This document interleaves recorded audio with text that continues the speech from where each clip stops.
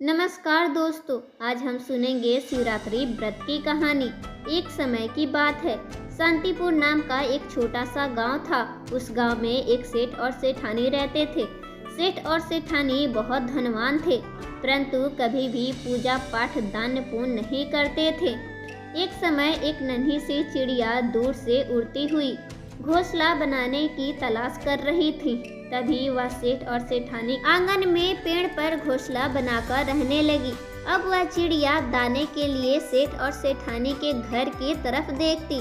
जब उसे कई दिनों तक दाना नहीं मिला तो वह कहीं और जाने लगी।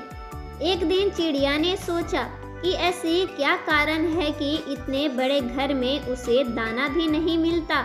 ऐसा सोचकर वह चिड़िया सेठ और सेठानी के घर के छज्जे पर जाके बैठ गई तो देखती है सेठ और सेठानी अंदर आपस में बातें कर रहे हैं।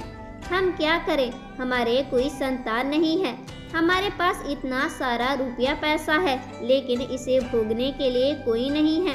ऐसा कहकर सेठानी उदास हो गई। सेठानी को उदास देखकर चिड़िया को बहुत दुख हुआ। अब चिड़िया रोज सेठ जी के घर के छज्जे पर आकर बैठ जाती और उनकी बातें सुनती। सेठ और सेठानी को संतान की कामना से बहुत तड़प देखकर चिड़िया को उन पर दया आने लगी और उसने सोचा, बिना संतान के औरत बहुत दुखी रहती है, मुझे कुछ करना चाहिए। चिड़िया मंदिर के आंगन में दाना चुग रही थी। तभी उसने पुजारी को कहते हुए सुना, मासिक शिवरात्रि का पर्व है। इस दिन भोलेनाथ का सच्ची भक्ति करने से प्रभु प्रसन्न होते हैं और हर मनोकामना पूर्ण करते हैं। पंडित जी की ऐसी बात सुनकर चिड़िया ने निश्चय कर लिया कि मैं सेठ और सेठानी को पुत्र प्राप्ति कराकर ही रहूंगी। फिर चिड़िया ने वहां से उड़ान भरी। छोटी सी चिड़िया भूखी प्यासी कई दिनों तक यात्रा करती रही। आखिरकार कैलाश पर्वत पे पहुंच गई। कैलाश पर महादेव और पार्वती को देखते ही नन्ही चिड़िया बेहोश हो गई। तब भगवान शिव ने उसे अपने हाथों में लेते हुए पूछा, तुम्हें क्या परेशानी है, तुम कैलाश पे क्यों आई हो?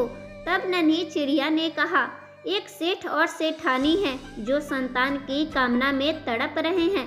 मैं आपसे प्रार्थना करने आई हूँ कि मैं सेठ और सेठानी के संतान प्राप्ति की कामना से मैं यहाँ कैलाश पे आपके पास आई हूँ। चिड़िया की बात सुनकर माता पार्वती भोलेनाथ से कहने लगी, स्वामी सेठ सेठानी के संतान का योग नहीं है। भोलेनाथ बोले, पार्वती सेठ सेठानी के संतान का योग नहीं है क्योंकि उन्होंने कभी भी कोई पुण्य काम पूजा पाठ आदि भक्ति नहीं की, इसलिए वह दोनों निसंतान हैं। माता पार्वती बोली, स्वामी यह छोटी सी चिड़िया इतनी दूर उन दोनों के संतान की कामना लेके आई है, मैं इसे खाली हाथ नहीं जाने दूंगी। तब भोलेनाथ बोले, पार्वती यह संसार सागर है, इसमें हर व्यक्ति किसी न किसी बात से दुखी है, तुम किस किस का दुख दूर करोगी? तब पार्वती जी बोली, स्वामी ये चिड़िया हमारे पास बहुत दूर से आई है, मैं इसे खाली हाथ नहीं जाने दे सकती। भगवान भोलेनाथ बोले, चिड़िया तुम्हारी भक्ति देखकर हम प्रसन्न हैं, हम तुम्हें वरदान देते हैं कि आज से 9 महीने बाद सेठानी को एक सुंदर पुत्र प्राप्त होगा, लेकिन उन्हें पूजा पाठ दान पुण्य आदि करना होगा। यह सुनकर चिड़िया बहुत खुश हो गई। 9 महीने बाद सेठानी को पुत्र प्राप्त हुआ। चिड़िया उस पुत्र को देखते देखते बड़ी हुई। पुत्र अब 5 वर्ष का हो गया था, लेकिन फिर भी सेठ और सेठानी पूजा नहीं करते थे और न ही दान पुण्य करते थे। तब चिड़िया भगवान शिव और माता पार्वती से हाथ जोड़कर विनती करते हुए बोली, भगवान संतान प्राप्ति के बाद भी यह सेठ और सेठानी पूजा पाठ नहीं कर रहे हैं और न ही दान पुण्य कर रहे हैं, अब आप ही कोई उपाय करें। तब माता पार्वती और भोलेनाथ शंकर एक साधु और साध्वी का भेष धारण करके सेठ और सेठानी के घर पहुँचे और वहां जाकर उन्होंने भोजन पकाने की इच्छा प्रकट की। यह बात सुनकर सेठ और सेठानी बहाने बनाने लगे, इधर उधर देखने लगे। तभी उनका छोटा बेटा वहां आया और हाथ पकड़ के भोलेनाथ और माता पार्वती को घर के अंदर ले गया तब बच्चे की इच्छा देखकर सेठानी ने भोलेनाथ और माता पार्वती को भोजन कराया।